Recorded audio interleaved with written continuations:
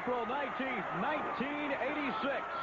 Wrestling history at the Superdome in New Orleans. Fans from all over the world came to see 24 of the greatest tag teams in the world. 5 of the Jim Crockett Sr. Memorial Cup and $1 million. Plus for the World Heavyweight title, Ric Flair, and a match for the AWA North American Heavyweight title. Let's go to the action.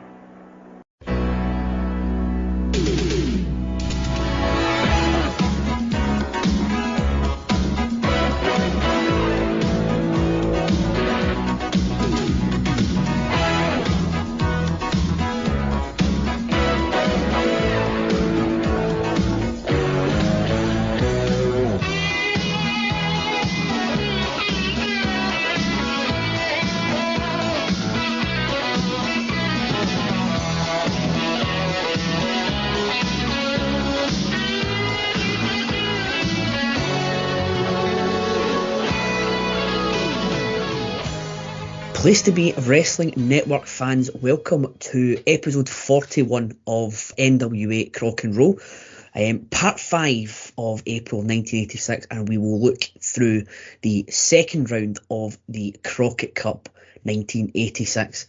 I am not Sean Kidd, as you might have already gathered from that. I am your host for these next couple episodes, Calum.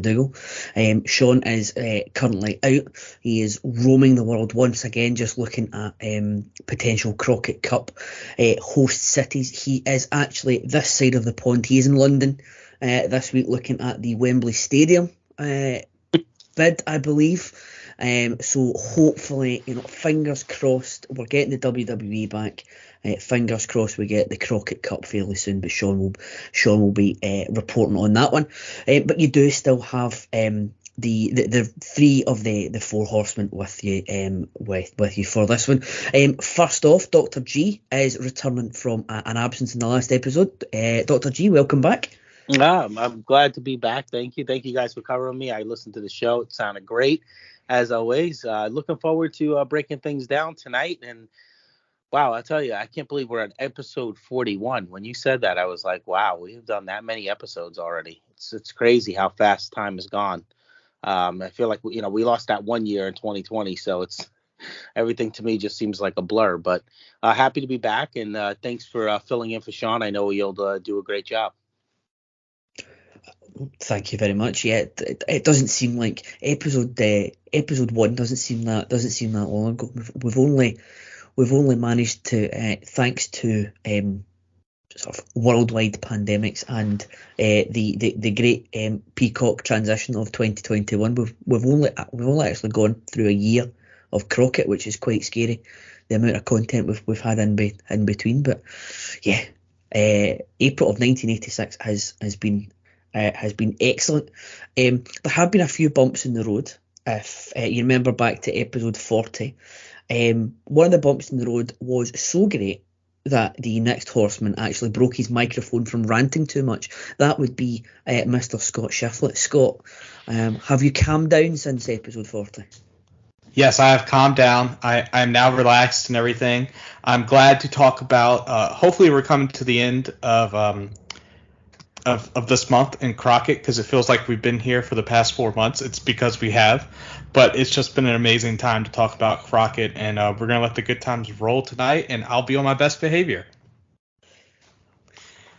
We are coming to the end of April, but your best behaviour is not necessary. If you feel like we're going to get another shift shouts, then that's all fine and good with me. Okay, sounds good. Thank you. I have approval now. This is my show tonight, and if you want to shout at the top of your lungs, then that's absolutely fine. Sean cannot do anything about it. So couple of bits of administration before we dive headfirst into the matches. We've got the champions roll call. Coming into this one, your champions are Ric Flair is still your world's heavyweight champion. Magnum TA is still US champion. Midnight Express are still your world tag team champions. The Russians are still the world 6-man tag team champions. Your Mid-Atlantic heavyweight champion is Black Bart. Tully Blanchard is the national heavyweight champion. The junior heavyweight champion is Denny Brown. And of course, Arn Anderson is the world television champion. We also have the first match of round 2. Or one of the first matches of round 2 we can cover off straight away. Dino Bravo contracted appendicitis before the show, so as much as we got Dino Bravo and Rick Martel in one of the Crockett Cup spotlights, they never actually made it to the Superdome. So Dr. Death, Steve Williams, and Terry Taylor get a forfeit victory over Dino Bravo and Rick Martel. And they will face the winners of the Russian team and Manny Fernandez and Jimmy Valiant. So I know I think I can speak for a lot of us that were very disappointed not to be getting Dino Bravo. Gents, have you got anything to add about missing the greatness that is Dino Bravo? I am bummed that we're not going to get Martel to see if he can get a reprieve, but they all can't be winners, sadly. Agreed. I don't think anybody's going to get too upset about missing Dino Bravo. I know he's not alive anymore, so I don't want to talk bad about the dead, but I don't think he's going to. His match would have brought anything more to this card. So. No, I think it's maybe addition by subtraction when it comes to that one. So we'll dive headfirst into the first proper match of round 2, which brings us the Road Warriors versus Wahoo McDaniel and Mark Youngblood. The Road Warriors came out to a very strange song. I was expecting the an absolute. I was expecting to get the adrenaline going with Iron Man coming, but it seems like it's a strange rap song that the Road Warriors do themselves. Very strange. We're looking forward to see if either of you guys have got any opinions on that.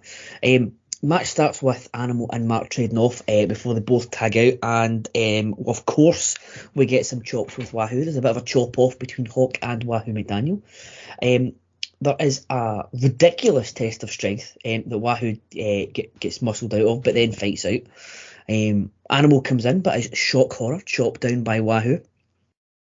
Youngblood then tags in and gets a drop kick on Hawk, but misses a clothesline, allowing Hawk to climb to the second rope and hit him with the flying clothesline for a very easy 3 count.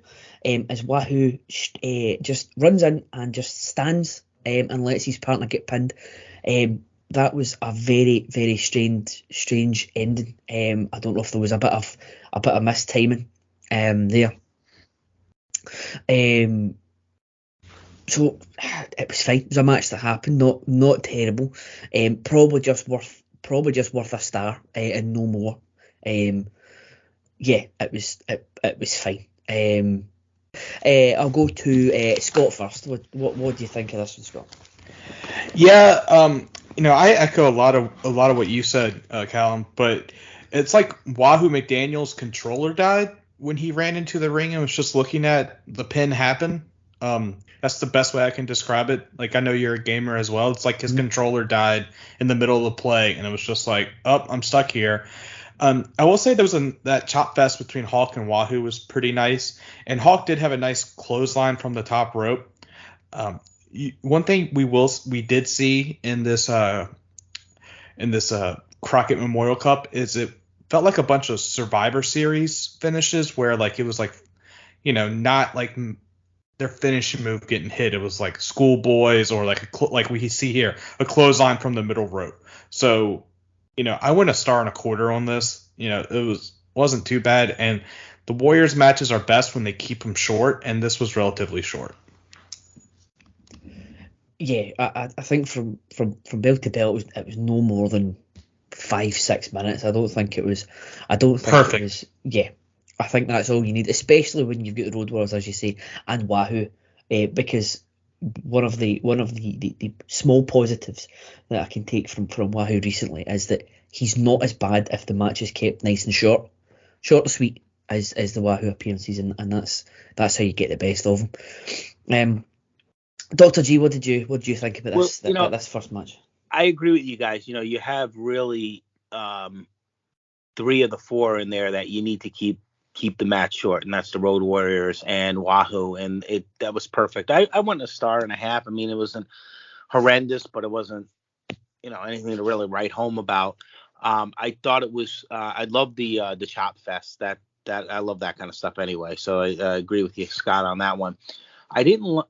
The thing is, I agree with you on the Wahoo thing. It seemed like there was some kind of miscommunication there. I don't know if he was not supposed to be there, if they went home early. I'm not really sure. It just seemed very, very strange. And I agree with you. A lot of the finishes in these matches, and because it's a tournament, and again, you get some guys that are working, although these guys are pretty much all in the same company, but you get in like, intercompany matches. So you're kind of trying to be fair where you don't let anybody look too bad, if they lose. So, yeah, you're not going to see the regular moves, the finishing moves that you like to see. But like I said, it wasn't really anything offensive, but it was just there, And again, maybe if you had a little bit, some announcing in there, if we had some, maybe it might have helped a little bit. But other than that, I think it is what it was. So star and a half. I think we're all around the same amount.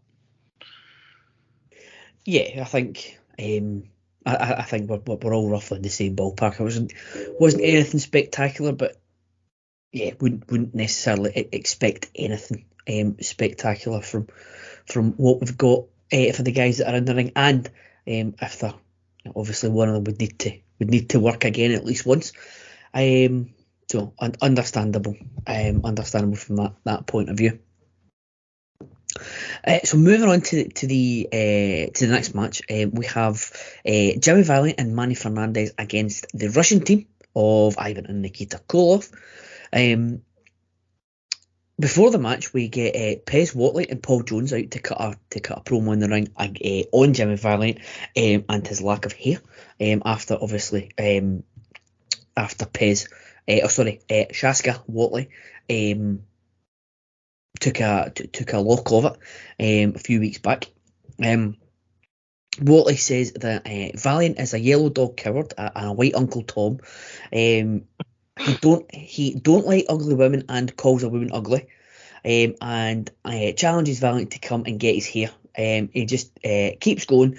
Just keeps going to Valiant. Saying he'll be laughing from the whooping he will put on his ass in a very typical, as we're coming to find, a very typical Crockett double entendre line there. Strange that they had this at this point. I would say not having it before the match in the previous round that we covered last episode, where Paul Jones and Whatley were actually at ringside, but I guess they obviously need a break in the action at some point. Jimmy comes out for his match with Bull, and the ref sends Jones and Whatley to the back. Then the Russians finally make their way out. The Russians make their way out with Eddie Gilbert, and it's all part of a Mid-South angle involving Gilbert and the Russians attacking Bill Watts. So the match itself, Eddie Gilbert starts talking away, thanking the Russians for letting him come to ringside, as he's leaning on a young Bruce Pritchard who's doing the ring announcing. Yep. Very babyface Bruce Pritchard in that one. So the match itself starts with a test of strength between Bull and Nikita, as Jimmy claps up and down like a madman on the apron. Of course, Nikita Koloff wins the test of strength, as you would expect. Bull cleverly escapes it by backing up into the corner, climbing the rope, and then leapfrogging Koloff, which was very well done. Ivan tags in as Manny Fernandez tags out to Valiant, who does the who comes in like a house on fire. All he really does though is a thumb to who gives Ivan a thumb to the throat and then tags back out for Bull to come in, then miss a drop kick, and we get Bear Hug City bitch after that for a while. Ivan then goes up to the top. Manny Fernandez manages to throw him off and tag in Valiant, who comes in like a house on fire again. It all breaks down. The referee pushes Manny into the corner, where Ivan, so he's distracted as Ivan throws Jimmy into the ropes for Nikita then to nail him with an absolutely disgusting sickle from the apron, which I couldn't tell if it was with or without chain. Valiant ducks a clothesline from Ivan coming into the rope, only to go right into Nikita's right arm, which was a very, very well done finish.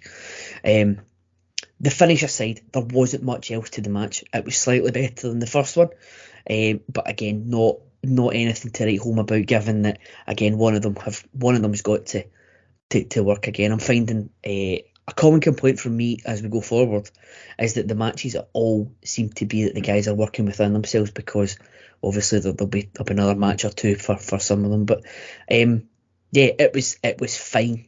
It wasn't anything better. So I've to say better than the first one, so a 1.5 for this one. So Dr. G, what are your thoughts on, first of all, the pre-match shenanigans and then the match itself? The pre-match shenanigans, I it's coming back to me, that feud with Shaska Watley. It amazes me is that he's actually pretty good on the stick, and he's actually a pretty good heel. I was surprised he never really got a longer run than that. I mean, I don't know what the behind the scenes are. He has some issues behind the scenes. I have no idea, but I like it. I mean, I love the way they go at each other. It actually made us interested a little bit in not necessarily Jimmy Valiant himself, but at least any storyline he's in, because he's with the Shaska Watley, storyline. So I thought that was kind of cool to still intertwine some of the storylines in the tournament. I think there's nothing wrong with that. It kind of gives the fans who are watching, whether it be UWF or World Championship Wrestling, gives them, little taste of, it's not just match. There's a little bit of storyline involved. But the match itself, like you said, nothing crazy. I gave that one a 1.5 as well. Nothing, a typical Russians match. I mean, again, with Nikita, you got to keep the matches short. Yeah. So I 1.5. No, that's fine. We're aligned on that one. Yeah, completely agree with everything that you've said there.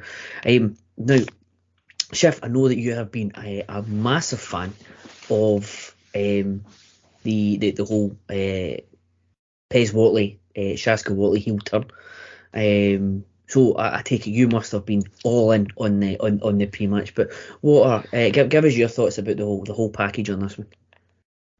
Okay. Well, I'm gonna shock you with this one, Calum. Kind of over Pez or Shaska carrying the hair around, the piece of hair.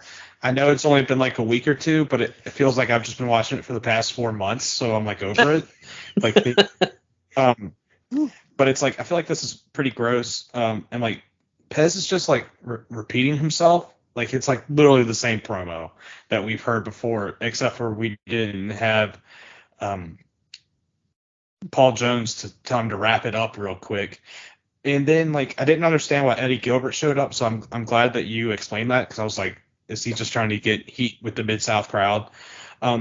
This match was not good. I actually had it worse than the previous match. I guess I was expecting more, but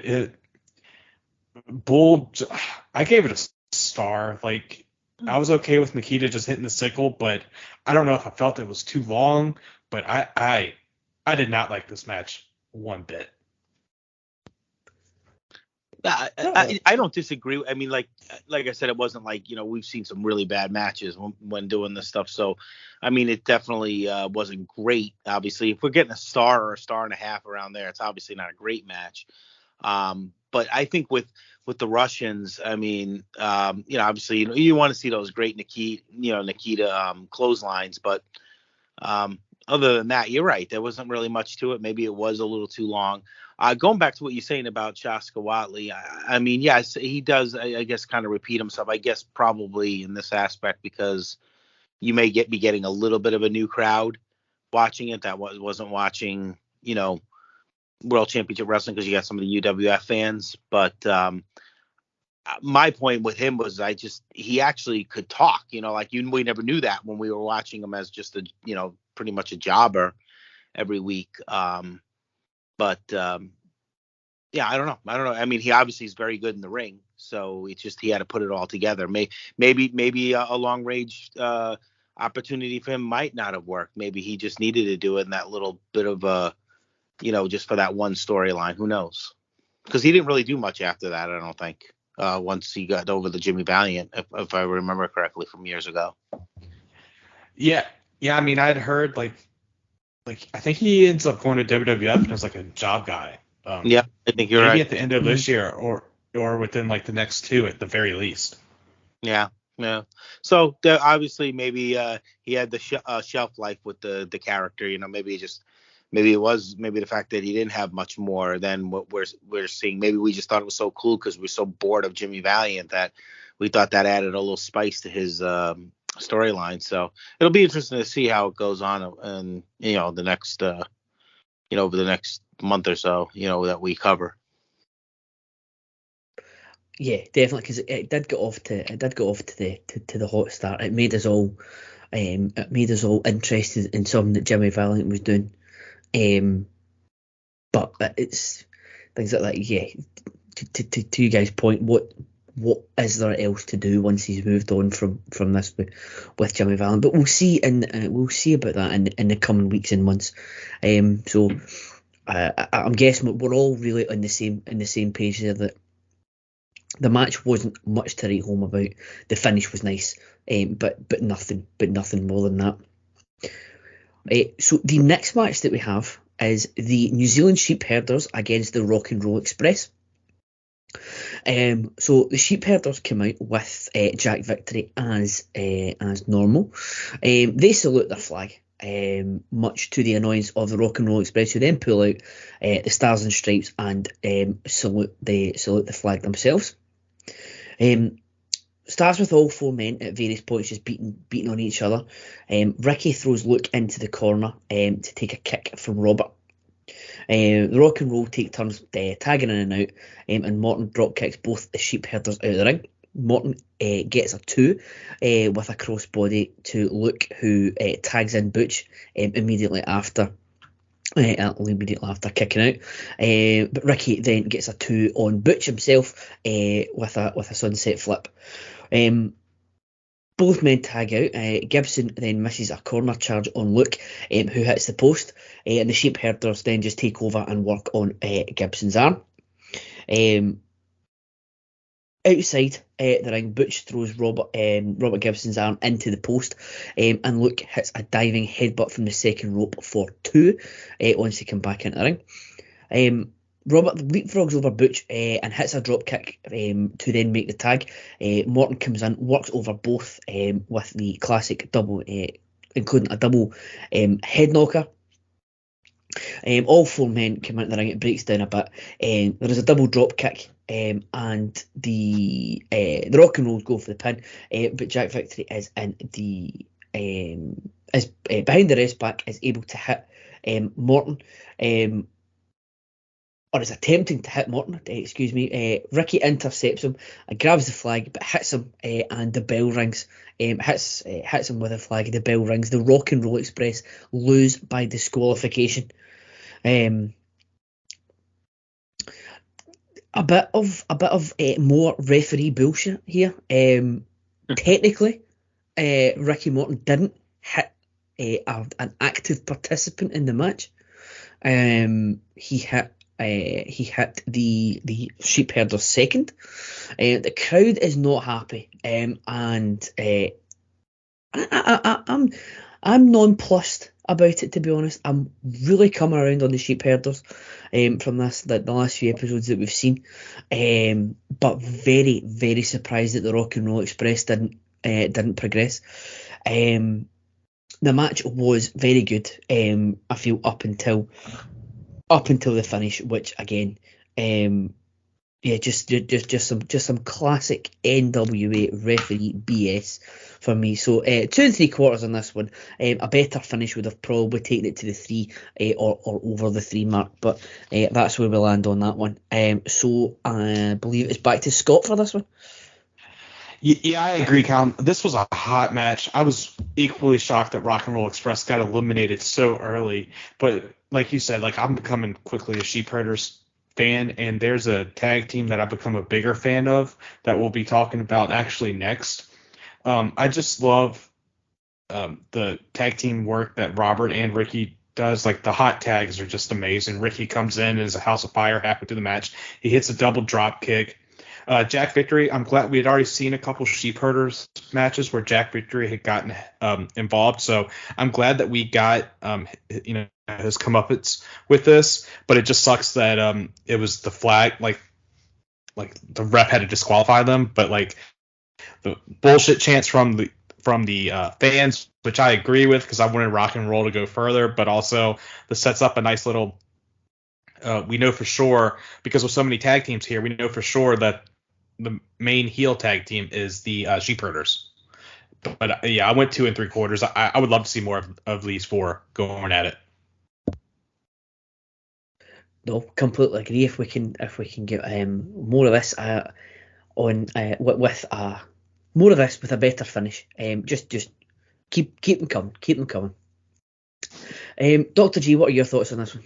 So guys, I would have went 3 stars if it wasn't for the finish. So I same as you guys, I went 2 3/4 stars. I think the one thing about the Sheepherders, and I'm noticing, is that they can adapt to whatever team that they're fighting. If you want to have a brawling team, they'll brawl with you. If you want to have a little bit of brawling with some scientific, they'll be able to do that too. I mean, they're really much better than, obviously for younger fans, you guys know them as the WWE version of, Bushwhackers, the silly, goofy, but they could actually go in the ring. And I really enjoyed this match. I mean, you look at it on paper and you're like, wow, this is 2 contrasting styles, but I think the Sheepherders did a pretty good job. The one thing I just wanted to know from you guys, you notice the crowd, like you're not getting the Rock and Roll Express pop, you're not getting the Road Warriors pop. Do you think it's just because there's so many matches in a day and that the crowd's worn out, or because you've seen them already, or I don't know. It's just the crowd's not as hot as I thought it would be. I definitely agree with that. They seemed very tired. It definitely seemed like one of those Mania crowds when they're an hour 7.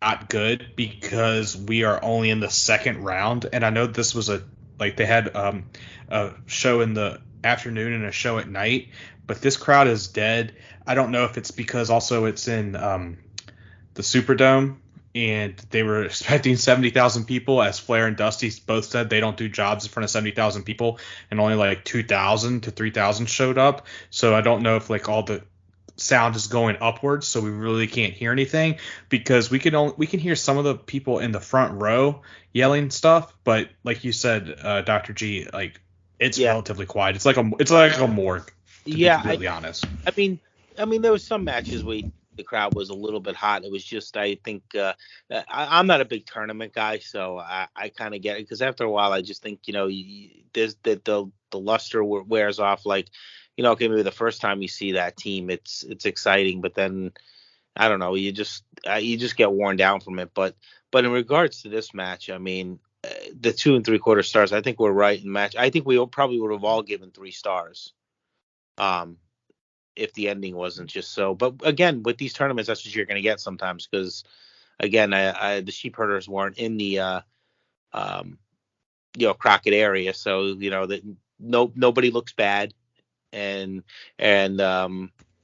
both teams could go home happy. Nobody's lost any luster there, but the crowd suffers for it. And the crowd is not happy, especially with the Rock and Roll Express, because people that's where they started their ascension was in Mid-South. So but I definitely enjoy watching the Sheepherders, I'm not gonna lie. No, that from somebody who before had really limited experience of the Sheepherders being themselves, almost exclusively. My experience of almost exclusively being the Bushwhackers, and one match that we really watched. The only one I can really remember is one match we watched in one of the trips to Puerto Rico we had, which wasn't great. So yeah, these last couple of episodes with the Sheepherders has been a pleasing eye opener. But I think I don't know. I don't think I've mentioned any of the last matches, but I thought the crowd has been absolutely dead for especially the first match. You could hear a pin drop in the first match, and I was thinking, is it because of the camera? Is it they've not mic'd the crowd up or the ring up because they weren't intending on televising it? But I think Scott, I think you might have hit the nail on the head with it. It's just they've got so few people in such a big arena. It's just the noise is getting lost. But when you hear how pissed the crowd were for this one, that's how you know they were getting animated for this one. That's how annoyed they were. You could hear it when you haven't heard anything for the most part of the night. So we've finally got a bit of progress towards a good match. Likely going to keep up the momentum. The next match is the Fantastics versus the World Television Champion Arn Anderson and the National Heavyweight Champion Tully Blanchard, representing Jim Crockett Promotions and the Four Horsemen. First note on this one from myself is just four simple words. Here we fucking go. I'm really looking forward to this one before we start. You are correct, Calum. You are correct. Yeah. Really looking forward to this one. Had high hopes, and I listened to our last episode on the way home from work in preparation for this one, and I criticised myself for getting in with too much hope for one of the matches and it not delivering. I can tell you straight away before we go into this one didn't disappoint me in the same way. So we start off the match with Tommy and Tully arguing outside as the Fantastics make their way around to greet their adoring fans. They get in the ring and they really just beat the crap out of each other to start with. Tommy coming out on top. He gets an atomic drop, but Tully then goes for a quick go behind and gets one of his own. But Tommy gets the better of him as he flips over and hits a drop kick to send Blanchard to the outside. Tully gets back in and tags in Arn, who Tommy then promptly tells him to kiss his ass. An Arn shoulder block sends Rogers down. We get some punches and then Tommy gets a hip toss and two drop kicks out the corner, which sends Arn to the outside as the Fantastics celebrate as they're completely on top at this point. There's a tag to Fulton. Arn locks up and from the outside Tully then pulls Fulton's tights and drags him out of the corner. We get a tag to Tully, who comes in and immediately starts throwing forearms and throws Fulton into Arn's knee. Arn and Tully just start tagging in and out here, just keeping the fresh man in the ring. Tully goes for another atomic drop. Bobby gets him is then set about by JJ on the outside. The heels tag in and out, working over Fulton, as I say, who's tossed outside again and is worked over by Arn as the ref is busy pushing Fulton back into his corner.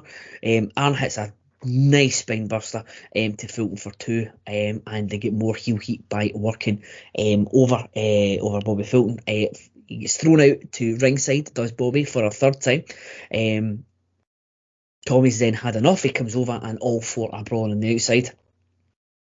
Tommy ends up getting back to his corner, but Tully stops Bobby Fulton from making the tag. Arn is in, misses a knee to the corner, and Fulton then does get the hot tag. Rogers comes in like a house on fire on both the horsemen, hitting them with backdrops. But on the third attempt, Arn then takes him down with a nice gourd-buster. Bobby stops the 3 count from happening. It's all again. It's just all breaking down.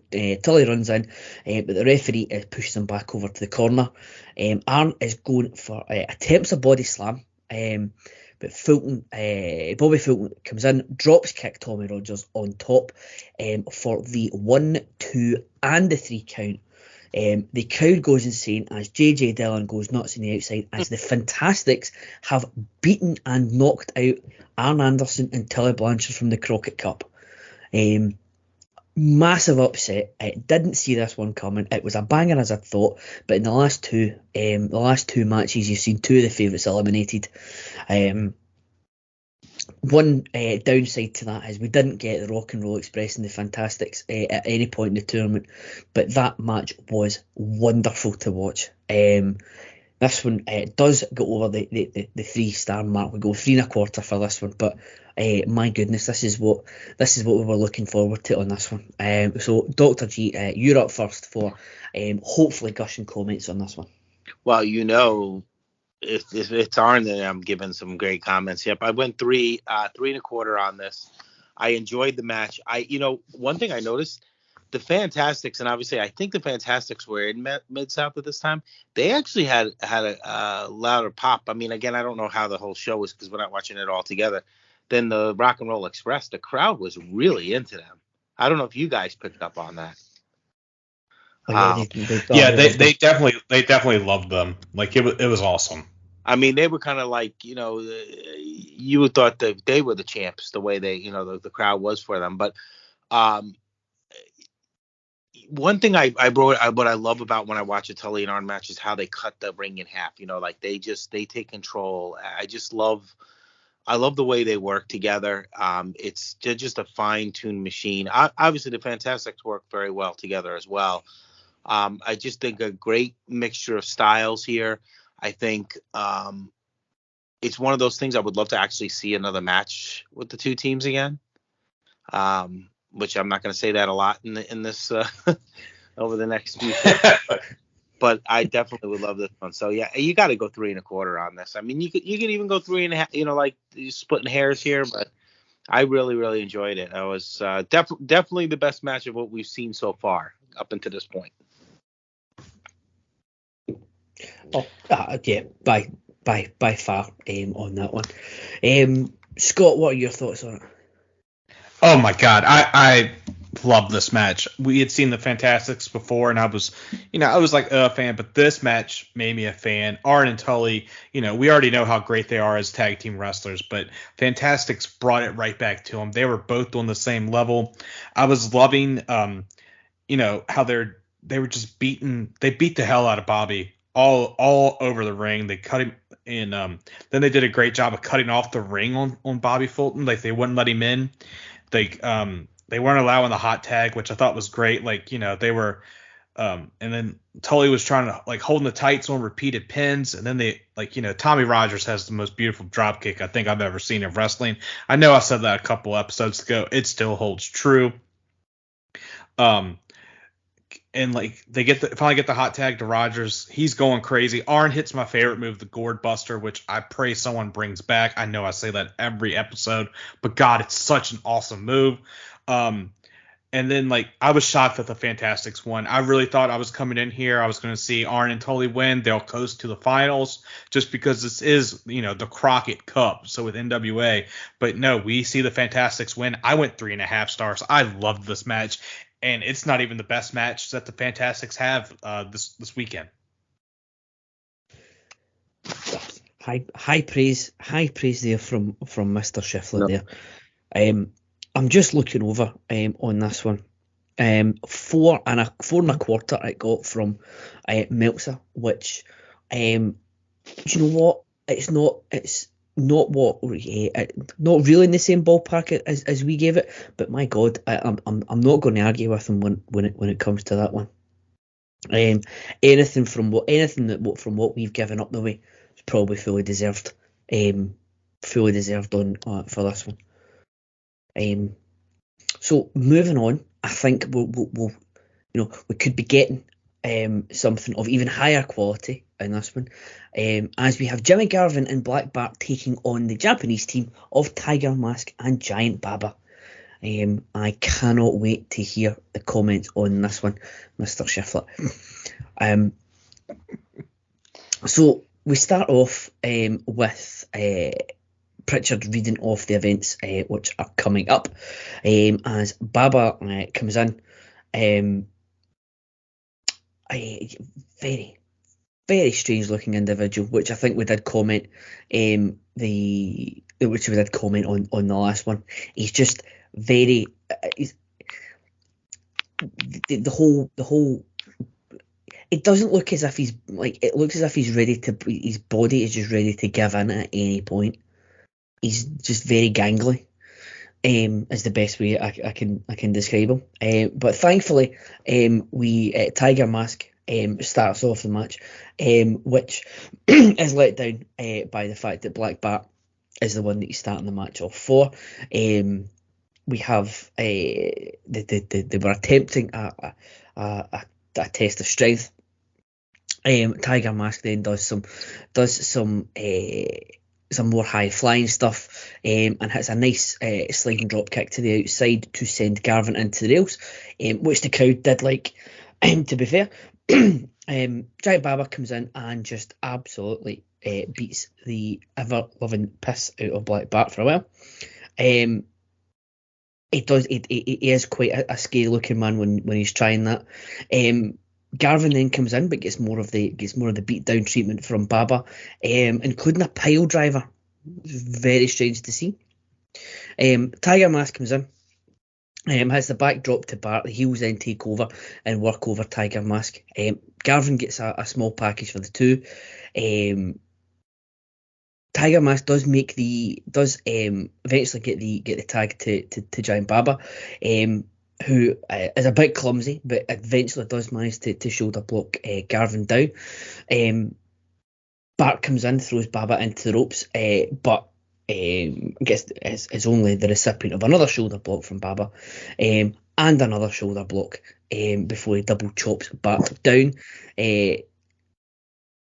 Gives him the throat, gives him a throat chop. Tags in Tiger Mask, who picks up Black Bart only to hit a top rope body press for a 2 count. Tiger Mask then tags Giant Baba back into the match. Baba throws Bart into the rope and a kick to the chest for the 3 count. It was that match was a thing. To me, it seemed a bit disjointed at times, but I don't know if that's just a case of Garvin and Bart aren't potentially used to working with guys of Giant Baba's stature, shall we say. And certainly Tiger Mask is completely different to a lot of things we see. The crowd were not happy that the Japanese team won, but it was fine. You know, it was inoffensive stuff. Not the worst match we've seen so far. So 2 stars from me, and I believe it is Scott. We start off with comments for this one. Well, you're right. It was a match.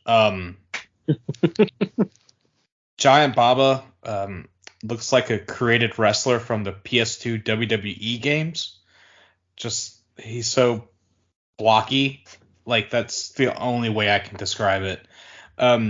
Tiger Mask, that was my first time seeing him. I know he was, a lot of people say like they loved his high flying moves. I guess that was okay in 1986. 2022 does not work the same. I will say when Baba gets in, he is chopping the hell out of some wrestlers. But the crowd did like Tiger Mask jumping up and, you know, getting everything. Jimmy almost killed Tiger Mask by dropping his throat first on the rope. I'm not sure if Tiger Mask was expecting that or it was just a hell of a sell, but either way, it looked really bad. Giant Baba also bitch slapped Black Bart like Black Bart owed him money. So I'm not sure if it was like just a language barrier thing when they were trying to call this. But also Baba like wrestles like he's underwater in slow motion. It's the weirdest thing. But I wouldn't a star and a half. Like this, it was more of a spectacle than anything for seeing Baba and Tiger Mask up. Black Bart was okay. Garvin was just there as well. I thought it was a waste of Garvin with how he's been pushed with Wahoo. But yeah, someone had to lose, and I guess it had to be at least 2 guys. Yeah, I like the description that Baba is like a created wrestler, but he's certainly like a created wrestler when you're messing about with the proportions of the man. So you give him very tiny legs but a massive barrel chest just to see what he looks like. and you get a bit of a monstrosity. Not saying, God rest his soul. Not saying he's a monstrosity, but he's a very strangely proportioned man. What was Giant Baba? Dr. G, what are your thoughts on this one? Well, I don't know what to say. I I gave a star and a half, like Scott. I didn't realize that Giant Gonzalez was around in the 80s, because that's what Giant Baba. Heard so much about Giant Baba. Wow, I don't know if maybe I'm just being critical. I just think he was horrendous. I thought his chops looked crappy. He, like you said, like Scott says, he looks like he's underwater the way he's fighting. Like everything was like slow motion to me, watching him. And obviously Black Bart is who he is. He's so you're not obviously Bob is not going to enhance him. Tiger Mask was pretty good. He's another one that I've heard so much. Isn't they say that Dynamite Kid patterned himself after him, or they had some big matches in Japan at that time? I think it's big matches that they had. Yeah. So I don't know if he was just not working with the right people, and we didn't really get to see the full breadth of what Tiger Mask could bring to a match. But I remember hearing so much about the legend of Giant Baba. He was horrible. I'm sorry. I mean, yes, he is an awkwardly shaped person in terms of in the ring, but I thought he slowed the match down. I didn't think he brought much to it. So that's why I gave a star and a half. Again, I probably gave a star and a half because Tiger Mask wasn't too bad, and Garvin didn't do too much. I thought, like you said, Scott, I think it was a waste of his capabilities and the stuff that that he was doing with Wahoo at this point. But I'll star and a half. That's as good as I'm gonna go on that one. No, that's absolutely fair. So, looking at some of the reviews on Cage Match for Tiger Mask, he has an average rating of 8.51, with 38 people rated him 10 out of 10. Now, I think that might be for more of his work as a promoter. But looking at the first two comments, Leon wrote in July of 2012, he is easily one of the most technical and scientific wrestlers of all time who stood 6'6" or taller. And then a year later, Boris the Menace says, I don't think I ever enjoyed a match of Baba. To me, he always seemed clueless in the ring. I think I know which side of the fence we're going to come down on, and it's not with the first comment. I wonder if his big thing was he was like the Japanese Andre. You're never really going to get a 5-star classic out of him, but he's got a presence. I think he's an attraction. Where one of the comments said that all his best matches he was in, or all the best matches he was involved in, were tag matches because you couldn't trust him to put on a good singles match, which I could understand. I can see why that's possibly the case. Definitely. But anyway, the good thing is we get to see more Giant Baba as the tournament rolls on. So I know we're all looking forward to that one. But the tournament does roll on as we get Magnum TA and Ronnie Garvin still with his hand taped up from the altercation with Tully previously against Rick Steiner and Buzz Sawyer.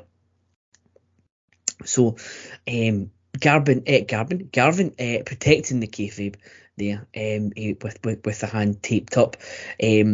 Faces begin the match working over Buzz with some arm work, but he almost got hit. He always get hit with a headshot to the nuts, trying to do a leapfrog, which was could have been quite painful. Steiner tags in, but Garvin just chops the ever-loving shit out of him, which is always good to see. The faces then work over Steiner's arm. Steiner manages to get Magnum into his corner, and then the heels start to pummel down on Magnum TA. Buzz is in with an eye rake, so forearms, and then we get some headlocks from the heel team. Magnum runs Rick into the turnbuckle to break the latest headlock. Buzz gets tagged in, hits a nice suplex on Magnum. Magnum just keeps fighting away for the tag to Garvin. Steiner misses a backdrop and gets kicked in the face, which allows Magnum the time to tag in Garvin, who comes in like the proverbial house on fire, with chops and punches to both heels. He then tags Magnum back into the back in. Steiner gets whipped into the ropes and into a Magnum belly to belly for the 3 count. Nice finish, nice match. It went at a fair clip. It was only about 5 minutes long, which given some of the times in some of the other matches seems like it's a bit of a waste. I think if they had longer, you might have got something. You might have got something really good. But as it was, we only got the 5 minutes. So middle of the road on this one. Just based on what we got and not what could have been. Probably about two. I've got 2.5. I've got between 2.25 and 2.5. But I'm feeling generous. I'll go 2.5 on this one. So Dr. G, what are your immediate thoughts on this one? I'll tell you the truth. I'm not a big Buzz Sawyer fan. I know that Sean gives me a little crap for that, but I wasn't a bad match. I gave it 2.25 stars. That seems fair. Yeah, I liked the finish actually. I kind of liked how he worked right into that belly to belly, and that Rick Steiner was still pretty green at this point. I'm thinking he didn't really come into his own until he went in, came to World Championship Wrestling or, Crockett, the Crockett area. So I thought, it was, what's interesting is watching TA and Garvin as a team, right? Isn't that like two contrasting styles a little bit, but they actually work pretty well together considering, that they just kind of a makeshift tag team. So yeah, I nothing offensive there. Just 2.25 stars. I'll go. No, perfectly fair. Can't disagree with anything there. Scott, what are your thoughts? I enjoyed this. I went 2 stars just for how short it was. I will say that Ronnie was trying to shoulder block Rick Steiner a couple of times, and he was unable to, so he just bitch smacked Rick, which I thought was great. It shows how tough he is. I was shocked at how much Magnum was on defense this whole time, as Buzz and Rick double teamed him some. And then Rick had Magnum in a headlock, but he was able to get out of it. And then Ronnie, instead of Magnum being the hot tag, it was Ronnie that was the hot tag. And then he tags in Magnum for the win. And they had a nice little double team move. They were showing their chemistry as a tag team, because I don't think they had tagged much before the show. But I really enjoyed it. Like I said, I went 2 stars. I wish it was a little bit longer. No, absolutely. I think you're right. I can't remember much of seeing Garvin and Magnum together, unless they were together for the occasional 6-man. But they did work. They did work well as a team, and which is good for us, because we will see them as with that one. We will see them later on in the tournament. So moving on to the last match of the second round. So everyone just buckle in. We're in for a long one here. It's the Midnight Express against Sam Houston and Nelson Royal. So match begins. The heels work over Houston immediately, tagging in and out to work over him. Sam gets a knee to Condrey's head on a backdrop attempt and tags in Nelson. Royal then fights off both heels. He gets an abdominal stretch onto Condrey. The ref is arguing with Houston about something, and Bobby comes off the top rope onto Nelson's back for the 3 count in a whopping 1 minute and 12 seconds for the World Tag Team Champions.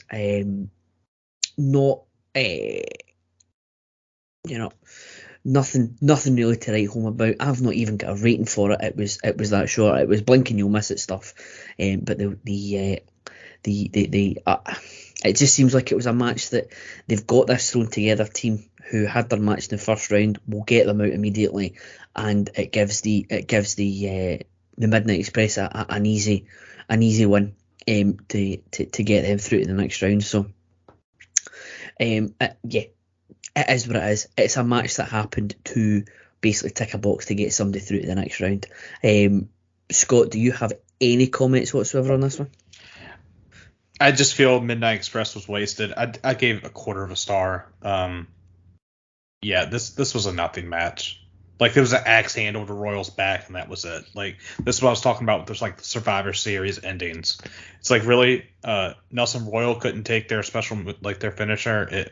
Just absurd. A waste of Midnight Express. I would be pissed if I was there. All 2,000 of them.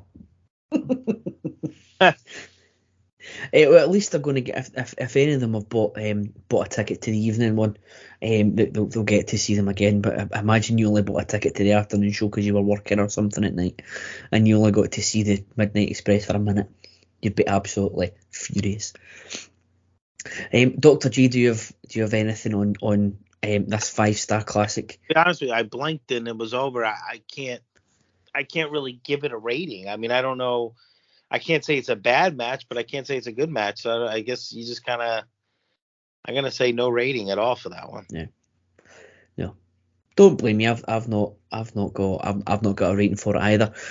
But ever the professionals, ever the completionists, we do cover it for you. We do let you know that it did happen. As the Midnight Express move on to the next round of the Crockett Cup, which we will discuss in our next episode, because after that Broadway that the Midnight Express and Nelson Royal and Sam Houston went, Ric Flair might call himself the 60-minute man. Nelson Royal was the 60-second man, and that's probably for a good thing. So we'll take a pause there from the Crockett Cup, and we'll pick that up in a couple of weeks' time on the next episode. But fear not, as we are heading straight to WrestleRock 86, which happened the day later. I believe it was in the Metrodome in Minneapolis? Was it the Metrodome they had? Yes. So WrestleRock 86, as we said in the last one, was the day after. We have a match between two teams who were not in the cup this year. For the AWA World Tag Team Champions, it's the Long Riders against two guys who you might have heard of, Scott Hall and Curt Hennig. So Hall and Hennig cut a promo on the Long Riders, telling them that the time for talking is over, and the Long Riders come out on motorcycles with Born to Be Wild blazing through the tannoy system, and the crowd is going absolutely insane. Not the type of entrance you would see, you would tend to think you would see from the AWA, but I think they were going all out in this one. I believe this is the show that they also tried to get Prince to perform at, which is why it's at such a big arena. Prince had a prior engagement, probably didn't want to be seen associating himself with the AWA in 1986. The prior engagement was literally anything else. Yeah, it was Vern Gagne phoned him up and says, "Do you want to perform at WrestleRock?" He goes, "WrestleMania." He goes, "No, WrestleRock." He goes, "No, fuck that." He would have performed at WrestleMania if Vince had given him anything that's not the AWA. Hall and Hennig came out with no real entrance compared to what came before. We have previously watched the Long Riders, and during the time that we were cock blocked, during the transition of 2021 in matches with the Road Warriors. Scott Hall before the match is presented with a trophy for being the most popular wrestler. So congratulations to Scott Hall back in April of 1986. Our commentary team for this one is the dynamic duo of Larry Nelson and Ron Trongard. So this has been the build up to this one has started when Curt Hennig suffered a throat injury because of the Long Riders, and we all know how, Sean, if you're listening, we all know how you're such a big fan of throat injuries starting the run up to big matches. So Bill Irwin is very vocal, as Hog Irwin is starting out against Scott Hall. Hall is grinding in a headlock, and then Curt comes in and does the same, following a tag. Scott then tags in Bill and is immediately met with a Hennig dropkick and headlock. As someone named George Latimer is recognised in the crowd, who is, after some research, I found he's a Democratic politician and not the father of Tom Latimer, current NWA superstar. Hall's tagged in with more headlocks and then works over the arm. They're really playing into the crowd that they've got here.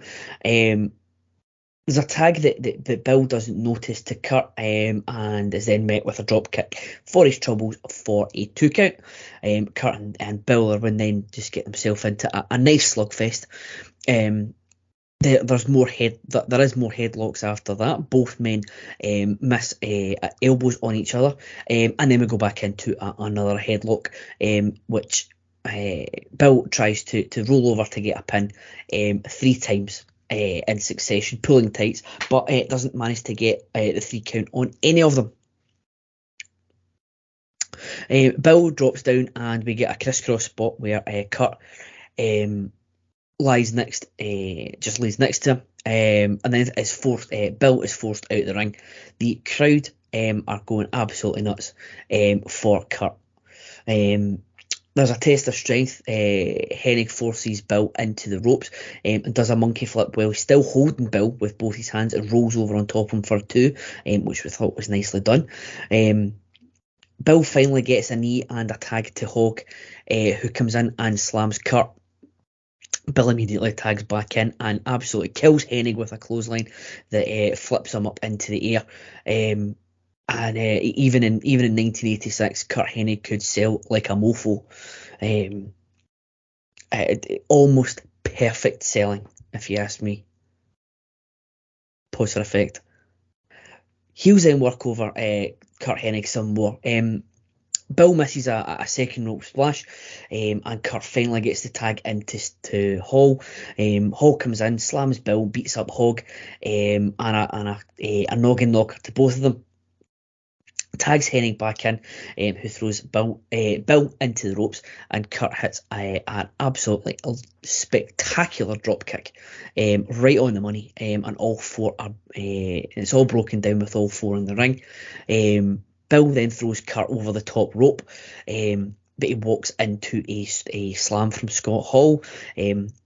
Hog then throws Hall out the ring. It's all happening here, and goes after him. Curt is back to the ring. He's climbing up the top rope and hits a top rope drop kick on Bill Irwin for the 3 count.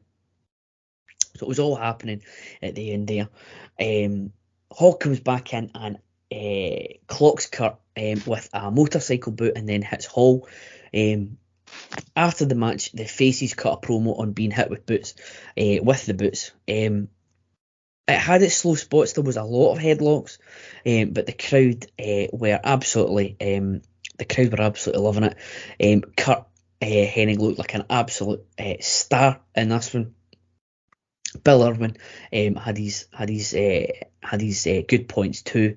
It was just it had some good stuff in it. 2.75 for me, which was I feel was deserved, and very wasn't expecting I would be given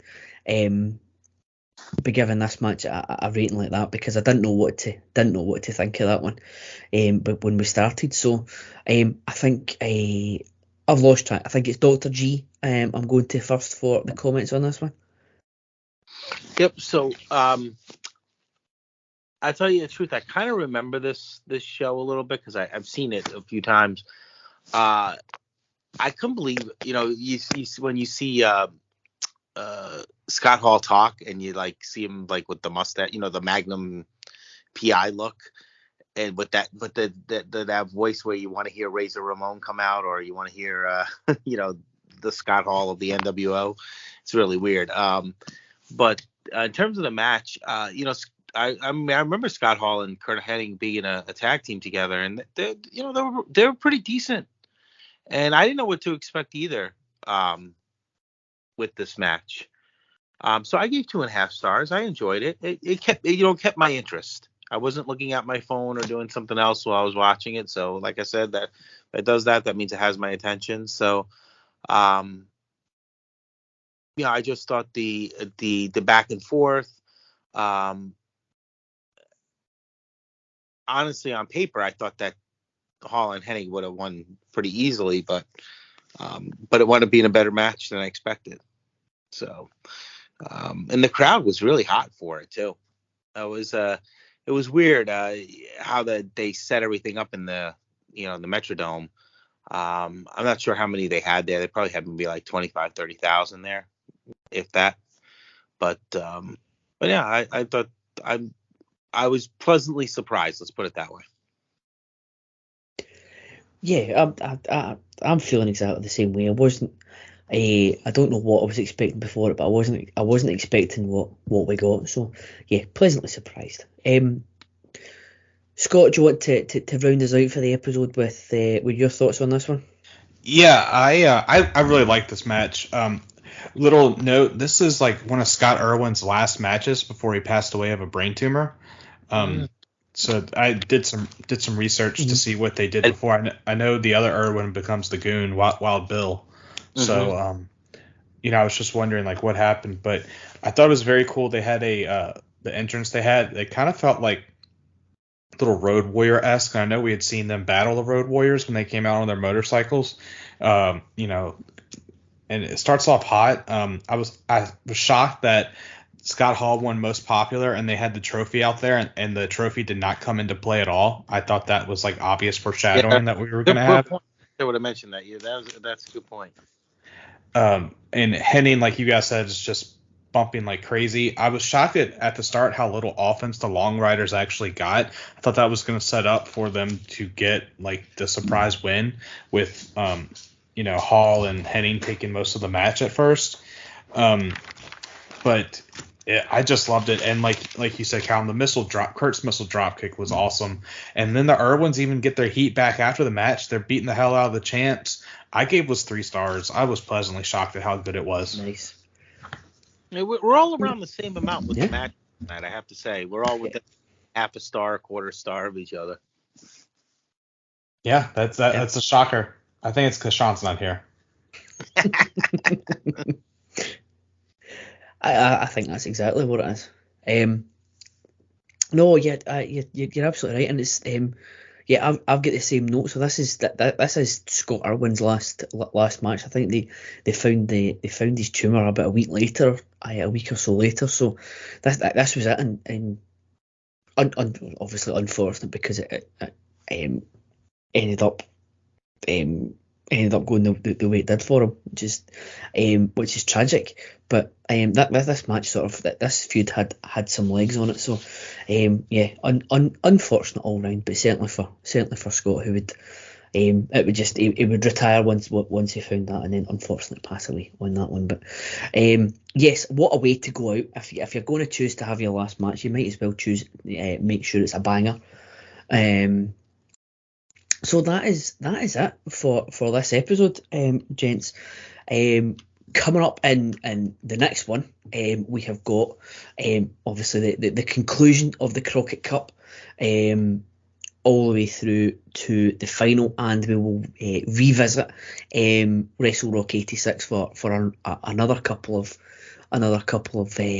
matches from there. In a couple of weeks' time, that'll be on episode 42. But in the meantime, Scott, tell the wonderful people out in podcast land what you've got coming up in between then.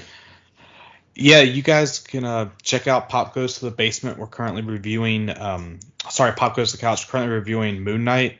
We're doing a great time with that. I can be just check out all the pods here. There's so much. Everyone's just knocking out of the park recently. Well, they have been forever. But I can be found on Twitter at Scott_Shiflett. Excellent. Dr. G, same to you. Well, every Saturday morning at 9 a.m., the NWA Saturday Special drops with my co-host, the Podfather himself, Scott Criscolo. We break down the new NWA, or the current NWA, if you want to call it that. And things are heating up, and we just got some announcement of a new pay-per-view recently that'll take place in Knoxville. So there's a lot of great stuff going on. So, make sure to keep listening every week. We'll keep you updated, and I can be reached on Twitter at Dr. G PTB. Wonderful. For myself, you'll hear one more episode of, or you may have already heard one last episode of the Special Relations for the time being, as Mr. McNamara goes off to do some life things. We will have something to plug the gap, but it just won't be with the podcast legend. Will be conspicuous by his absence on that one. We look forward to having him back. We will be back, so don't worry about that. Also, one of the talking heads on PTB and Pedestal. The last episode, as you're listening to this, was myself, Logan, and Ben talking through the Shawn Michaels Razor Ramon ladder match from WrestleMania 10. And if you've heard the episode that myself and Logan were part of with a previous Shawn Michaels match, I think you might understand where this one is going to end up. And I just want to say thanks to everyone who was involved and came along to watch us and listen along with the WrestleMania weekend of Twitch feeds and YouTube feeds. It was greatly appreciated. We had an excellent weekend of content came out, and then for a couple of weeks after that, Schiff, you were mentioned in one of the highlights. So as much as you weren't with us there, you were with us in spirit. Thank you. So if you could follow those channels, it is twitch.tv/Place to Be Nation, PTBN, Place to Be Nation, all one word on YouTube, PTBN Live on Facebook, and at PTBN YouTube on Twitter. And it'll be greatly appreciated. Well, thank you very much, gents. It's been another wonderful episode of Crock and Roll. We'll be back with you in a couple of weeks' time for part 6 of April. Part 6 of 7 of April. So we'll round off the Crockett Cup in a couple of weeks' time, and then we'll round off the month of April after 3.5 months of us doing it. And the episode after that, we might finally get on to May before the summer comes along, gents, which would be nice. But until then, thank you very much, everyone, for taking the time to listen, and we'll see you in a couple of weeks' time.